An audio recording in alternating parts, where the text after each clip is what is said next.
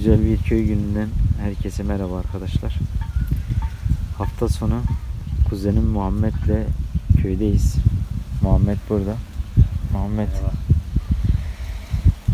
Birlikte geldik dün akşam. Hem kendisi de köy hayatını çok seviyor. Şöyle göstereyim de birlikte çıkalım olmazsa. Kendisi de köy hayatını da çok seviyor. Yani bu hafta yardım edecek bir şey varsa birlikte yapalım dedi.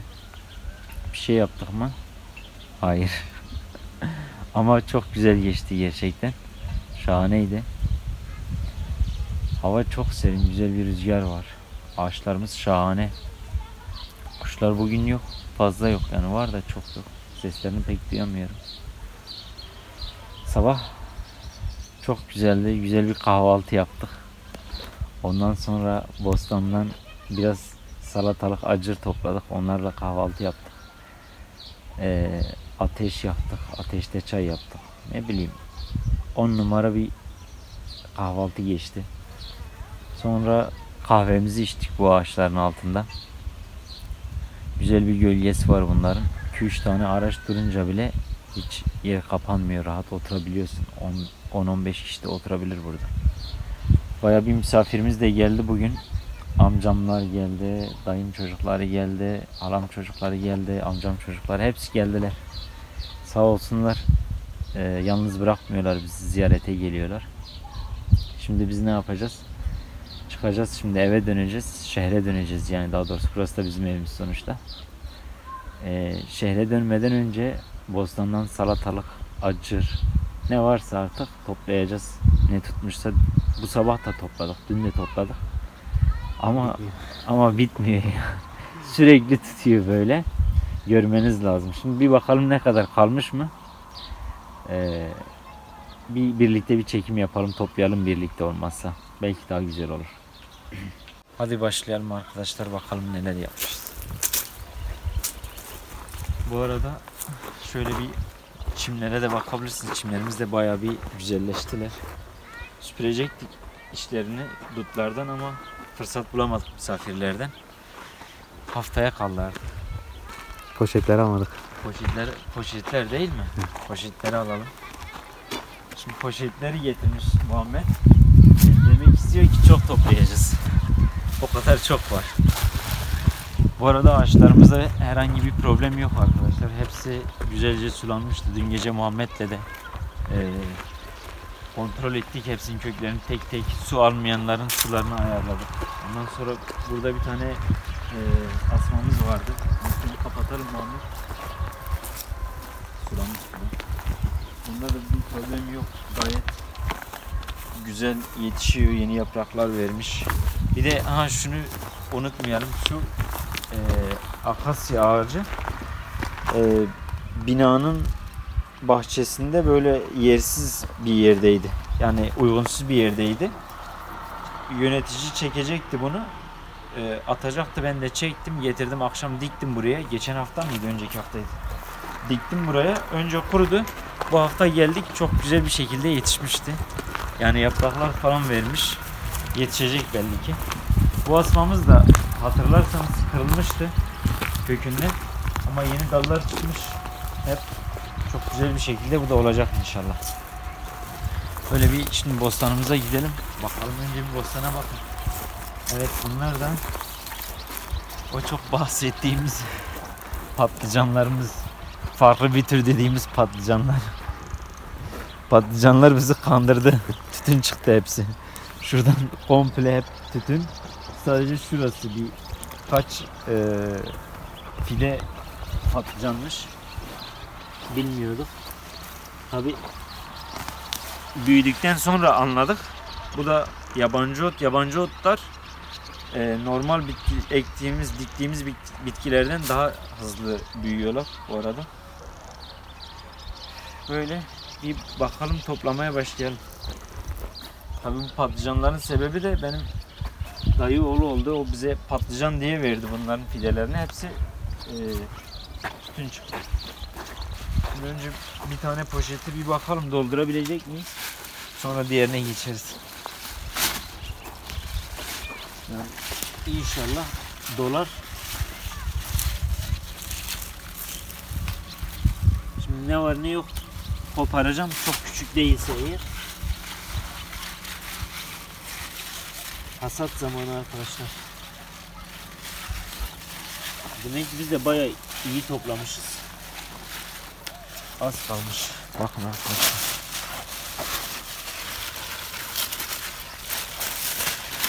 Yani o kadar çok ki. Yarısı geldi, yarısı orada kaldı. Bunun yarısını bıraksak yine yetişmeye devam eder mi? Çok seviyorum.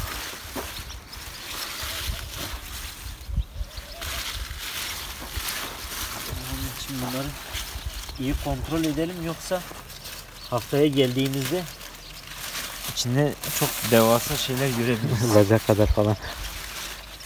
Vallahi hiç belli olmaz, bak. Burada nasıl da tutmuşlar. Nasıl da tutmuşlar. Ama hakikaten çok bereketli ya. Maşallah ya. Maşallah. Ya bir söylemiştim size, bir tutmaya başladı mı ardı arkası kesmiyor. Evet, bir tane bu kol mu artık bacak mı bilemedim Muhammed, varmış bir tane. Oymuş Allah. Elimde kırıldı. Ya bu nedir ya? Bunu nasıl görmedik biz Muhammed? Vallahi ya. Bir Yani, günden mi büyüdü acaba? he? Bir günden mi büyüdü o kadar? Dün küçük müydü acaba?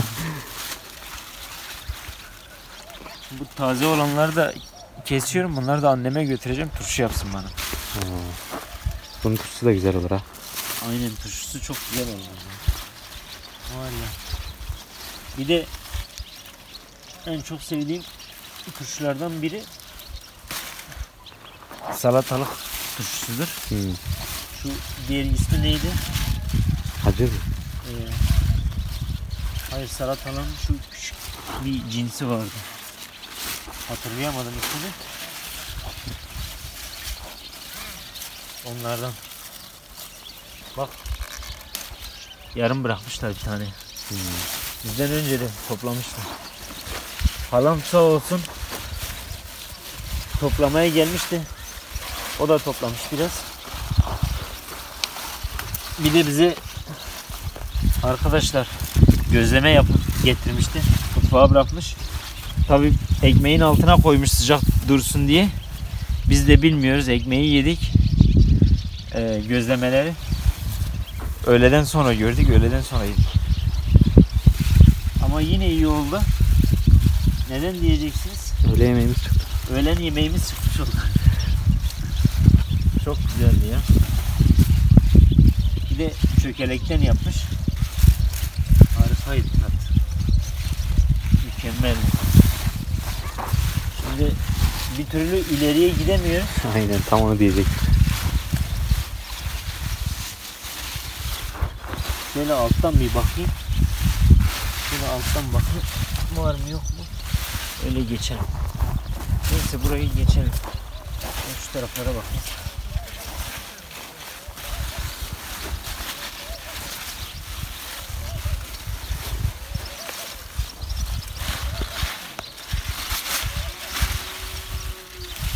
Valla Muhammed iyi toplamışız.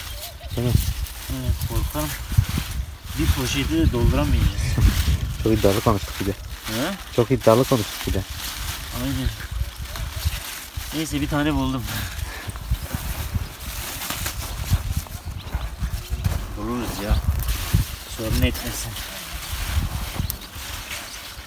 Şimdi acele ediyorum, çabuk. Daha fazla büyümeden toplayalım, yetişelim. Şu arada bir tane görüyorum. Nerede? Sol elinin oradaydı. Ya bunlar çok büyümüş Muhammed ya. Baksana. Bunları kime satacaksın? Satma niyetimiz yok. Yani zaten kim satacağız derken verme manasında söyledin de. Evet. Verirsek bunları kart acırları getirmişsiniz bize derler. Var mı burada? Evet. Görünüyor mu? Vallahi bu çok büyümüş ama yine de çok taze. Evet, taze. Şu Baksana. Şunları da toplayayım. Küçük olanları. Bak. Geliyorlar. Kıvrımı ne kadar çok olursa o kadar çok taze oluyor değil mi? Hı hı. Evet. Tazeliğini kaybedince kıvrımları gidiyor, genişliyor. Bir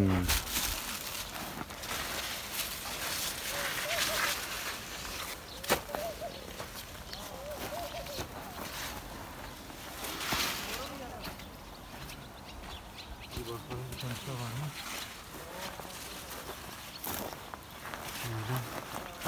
Burada var mı? Burada var mı?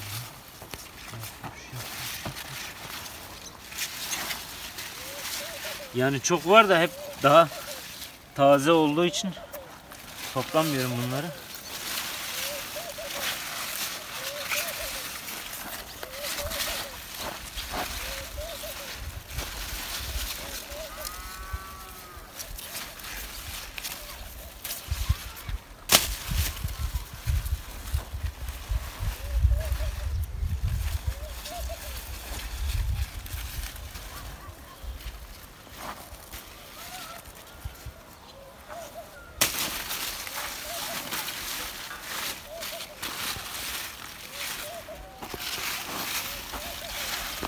Şurada çok taze, çok güzel bir tane duruyor. Hı. Onu ben alayım. Burada mı?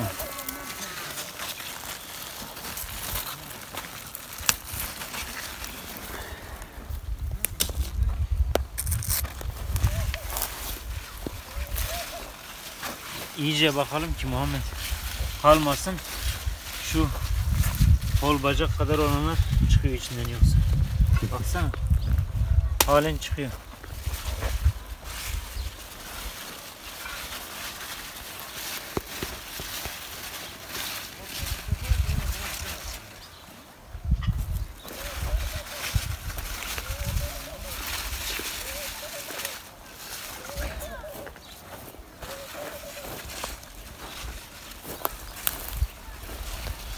Valla bunu da koparacağım çünkü bu 3 gün sonra çok büyük. Yani Daha acırları bitiremedik ha. ha? Daha acır kısmını bitiremedik bile. Daha bitiremedik. Salatalıklar acaba ne durumda? Salatalıklar biraz daha gerideydi bunlara göre. Ama umarım onlar da tutmuştur. Oha. Çıkıyor. İyi bakınca çıkıyor altlardan. Çok var çünkü.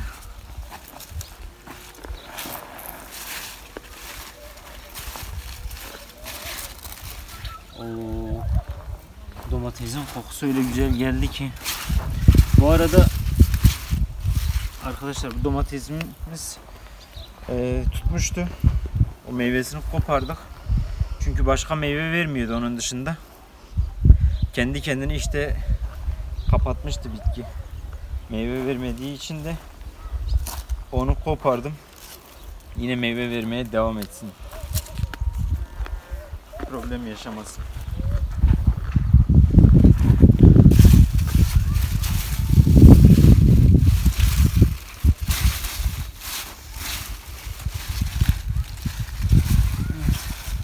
Bence yeterli bu kadar Muhammed. Bence de. Yani şimdi iyi ararsam bulurum biliyorum. Daha var altlarda.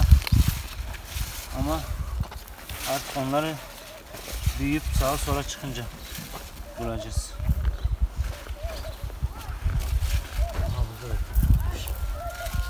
Ayağımın dibinde göremiyorum.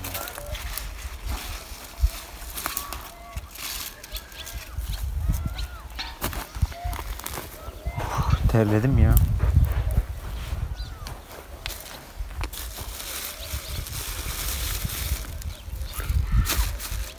Hı hı. 3 kilodan fazla arkadaşlar. Maşallah. 3-4 kilo rahat var. Bayağı var çünkü. Devam edelim. O kadar taze ki. Bu arada sabah bakın. Sabah bamya bir tane tutmuştu. Onu kopardım. Bir tane de çok küçüktü. Yani nohut fasulye kadardı. Küçük bir fasulye kadardı. Bakın arkadaşlar. Şunun kadardı şu. Büyümüş. Bu da öğlen vakti baktım bu yoktu. Allah Allah, o kadar çok büyük. Ha, bu bamyalar çok çabuk büyüyor. Yani her gün toplanması gerekiyor bunların. Şimdi kadar bunlar o zaman bayatlar. Onları da yine değerlendiririz. Bir tane de bamyamızı topladık.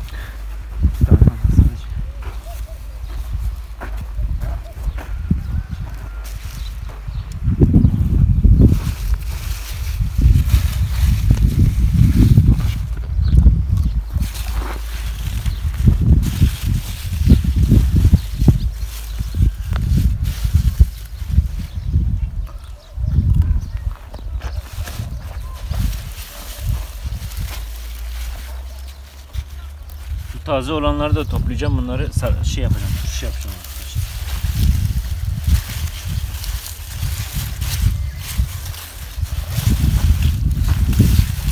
Çünkü haftaya sağ olsun halam gelip topluyor da, ama haftaya kadar, yani 3 gün sonra bile bu çok aşırı büyür.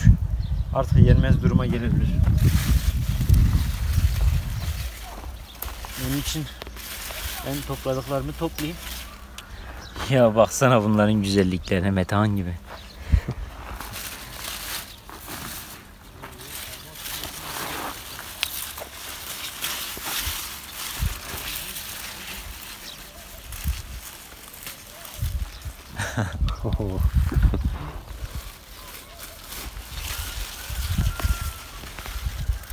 Salatalıklarda da çok büyüyen var.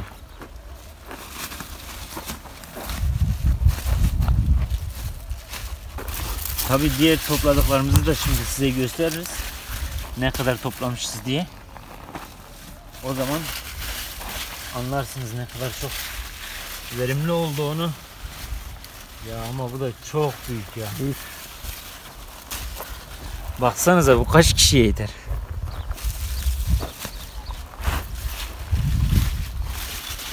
Bence oradan iyi gözlemleyelim, yoksa kaçırırız. Bazılarının hepsi öyle büyük.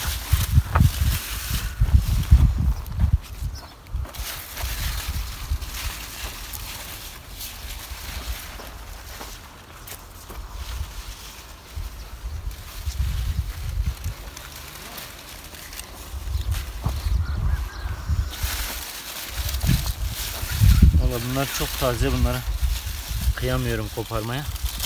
Şunu koparayım.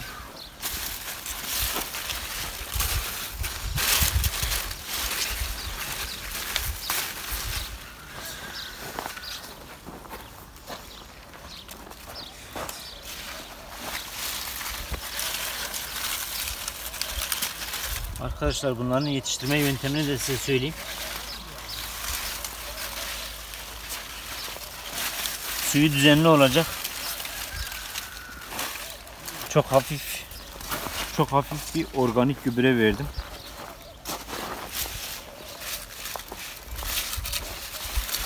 Suni gübre hiçbir şekilde koymadım bahçeme. Yine de çok güzel ve çok düzgün yetişiyorlar. Toprağımız da bayağı bir iyi, verimli bir toprak.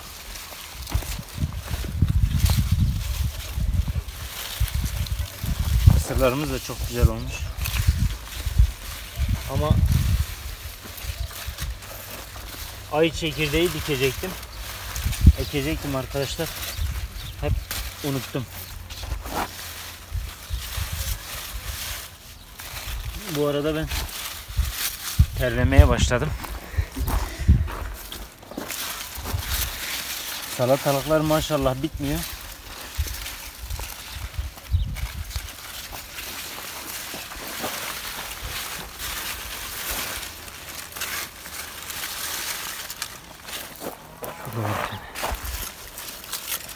Evet.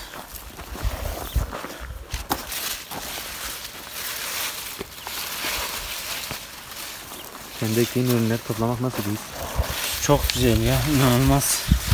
Şimdi ilk baştan biz emek verdik ya Muhammed. Evet.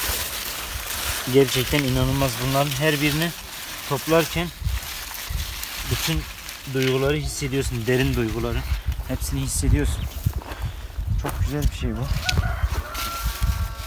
Verdiğin emeklerin karşılığı değil ama bunlar. Bu emeklerin karşılığı değil. Bu fazlası. Çünkü biz buna bu kadar fazla emek vermedik. Bu kadar toplayacak kadar emek vermedik. Allah bize ikramda bulunuyor. Alın diyor, sizin o kadarcık emeğinize bu kadar nimet veriyor. Doğa bu kadar cömert yani. Çok kıymetli bir şey bu. Yani şunları yetiştirmek Tabii. parayla Evet. parayla satın alınabilecek bir şey değil bu. Ya iki akraban geliyor, arkadaşın, kuzenin geliyor. Oturuyorsun, bir muhabbet ediyorsun. Şunlardan birinin tadına bakıyor. O muhabbete dahil oluyor. Yani anlatılmaz bir şey bu gerçekten. İnsanı, bakın şu salatalığı toplamak bile insanı dinginleştiriyor. Hayata bağlıyor. Doğa her zaman için insanları dinginleştirmiştir arkadaşlar. Unutmayın. İnsanı güzelleştirir. Zihnini temizler. Kötü alışkanlıklardan men eder.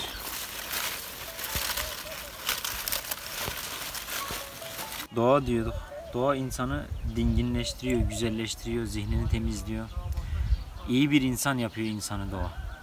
Hani geçen akşam size bir videomda söylemiştim ya, işte hani birini tanımak istiyorsan işte onunla yola çık, onunla yemek ye, onunla bilmem nereye git, onunla bilmem ne iç, nerede otur falan gibi şeyler. Yani bir şeyler üretebilmemiz için, bir şeyler besteleyebilmemiz için bizim doğaya çıkmamız gerekiyor. Biriyle işte yola git, tamam gidersin, anlarsın, anlatırsın. Bir şeyler dökülür o insan, ama doğada kendini tanırsın. İnsanı tanımaktan çok kendini tanırsın doğada. Kendinle zamanın olur.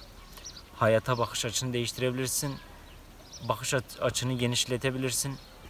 Ne bileyim, yani bir bitkide dahil bütün hayatın varlıklarını görebilirsin. Yani şu ufacık bir meyvedir bu. Belki hiçbir şey görünebilir gözünüzde. Ama öyle büyük bir nimet ki bunda ben hayatı görebiliyorum gerçekten. Onun için hayatımı düzgün bir şekilde, yavaş bir şekilde yaşamaya çalışıyorum. Güzel bir şekilde yaşamaya çalışıyorum.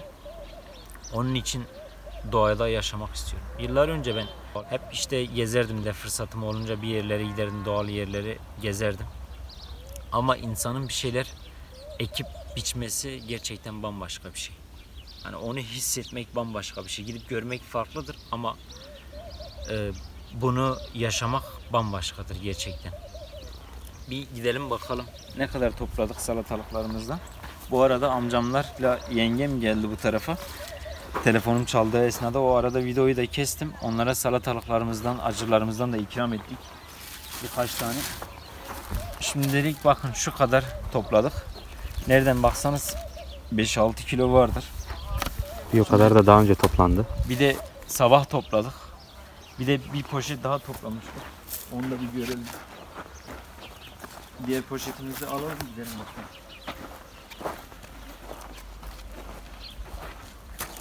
Şimdi poşet zor dayanıyor. O kadar ki çok. Bir bakalım arkadaşlar.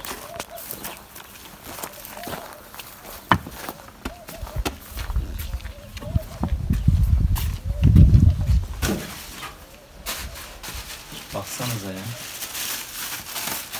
Bir çuval.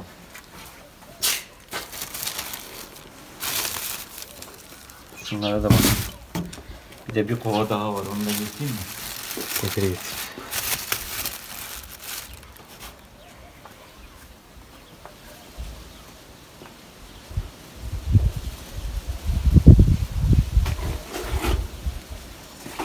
Şunlar da var. Bir de sabah toplayıp yediklerimiz var. Öğlen toplayıp yediklerimiz var. Bir de misafirlerin içinde dolaşıp toplayıp yedikleri var. Yani o kadar bereketli bir şey gerçekten. Topla bitmiyor. Tabii benim her zamanki hedefim, amacım işte bunları toplayayım, işte yiyeyim. Ya ben bunun ne kadarını yiyebilirim ki? Kaç tane yiyebilirim sizce? Bir hafta mı saklayacağım? 10 gün mü saklayacağım? Zaten her gün çıkıyor. 3 gün sonra gelsem yine 5 kilo 10 kilo daha toplarım. Amacım yani insanları hangi yoldan olursa olsun bir şekilde doğaya bağlamak istiyorum. bunu götürdüğümde işte komşuma veririm, anneme götürürüm, işte ihtiyacı olan birisine veririm. Bunlar sevinirler. Belki işte diyelim ki adam gördü bunu. İşte doğada ne kadar güzel yetişmiş, tadı ne kadar güzel diyecek. Belki doğaya o da bağlanacak, doğadan kopmayacak, çocuğunu toprakla buluşturacak. Videolarımız biraz uzadı belki. Kusurumuza bakmayın. İnşallah beğenmişsinizdir videomuzu. Muhammed'le birlikte güzel bir zaman geçirdik. Burada hafta sonuydu. Geldiğimizde biz şöyle söyleyeyim size, planın var mı demişti Muhammed. Hayır, hiçbir zaman ben plan yapmam. Doğaçlama giderim. Tabii tamamen doğaçlama değildir hayatım. Ama genel anlamda çok plan yapmayı sevmem. Çünkü önüme neler çıkacağını bilmem her zaman. Bir şeyler çıktığı zaman da ona göre yönlendiririm zamanı, hayatı. Bugünlük bu kadar arkadaşlar. Muhammed, sen Evet. kamera arkasındasın. Söylemek istediğin bir şey yok mu? Vallahi burada olmak çok güzel. Çok Evet. güzel bir hafta sonuydu benim için. Tamamen doğayla iç içe. Tamamen doğal bir hafta sonuydu. Çok teşekkür ettim sana. Beni Ben teşekkür misafir ettiğin için. Yol arkadaşı olduğun için. Ben teşekkür ederim. Sen bana misafir olduğun için. İnşallah fırsat buldukça her zaman misafir olursun. İnşallah. Gerçekten dinginleştirici bir havası var buranın. Sağaltıcı gücü var sonuçta doğanın. Evet. Teşekkür ediyoruz videomuzu izlediğiniz için. Hoşça kalın arkadaşlar. Kendinize çok iyi bakın. Allah'a emanet olun. Videolara yorum ve beğeni yapmayı unutmayın arkadaşlar. Abone olun. Teşekkürler. Görüşmek üzere.